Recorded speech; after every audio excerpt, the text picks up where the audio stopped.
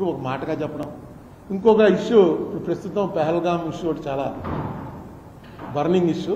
దానిలో నేను అందరికీ రిక్వెస్ట్ చేసేది ఏంటంటే, ఒక టీమ్ ఆఫ్ పీపుల్ చాలా బ్యాడ్ ఇది సర్క్యులేట్ చేస్తున్నారు. నాకు తెలుసున్నటువంటి చాలామంది ఫ్రెండ్స్లో కూడా మరి వాళ్ళు చూసి ఫార్వర్డ్ చేస్తారో చూయకుండా ఫార్వర్డ్ చేస్తారో తెలియదు, కానీ చాలా చెడ్డ ఇది పంపించారు. ఇలాంటి క్రైసిస్ సమయంలో అందరం ఒకటిగా ఉండాలి. ప్రభుత్వం ఏం చేస్తుందో దాని తర్వాత మాట్లాడుకోవచ్చు. మనం ప్రభుత్వం చేస్తోంది, ఏం చేస్తుందో దాన్ని సపోర్ట్ చేసుకుని ఉండాలి. ఎందుకంటే ఇది టెర్రరిస్టులు ఇంతకుముందు ఎప్పుడు ఇలా బిహేవ్ చేయలేదు. First of it's kind.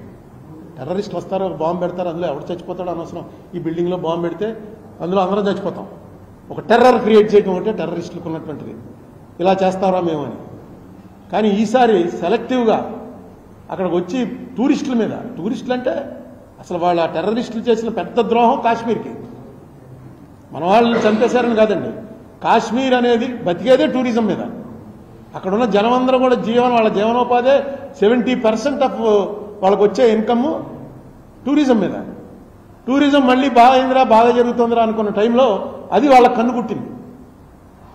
Tourism బాగా అయిపోయి కాశ్మీర్ అంతా బాగుంటే ఎలా కుదురుతుంది? కాశ్మీర్ విచ్ఛిన్నం అయిపోవాలని. కాశ్మీర్ కాకపోతే సిక్కిం పోతారు, ఇంకో చోట పోతారు. టూరిస్టులకు వెళ్ళడానికి కాశ్మీర్ మళ్ళీ బాగా అయిందిట అని చెప్పి అందరూ వెళ్ళటం మొదలెడితే ఇంత దారుణంగా వాళ్ళు చేసిన తర్వాత ఈ ట్రోలింగ్ లోటి చాలా ఎక్కువగా ఉండి, నేను నిన్న ఒక ట్రోలింగ్ చూశాను. ఒక నేవల్ ఆఫీసర్ అనుకుంటాను, అతను చంపేశారు.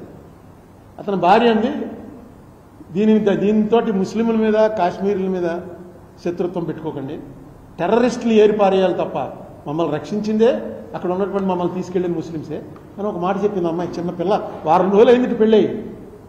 ఏం తిడుతున్నారు?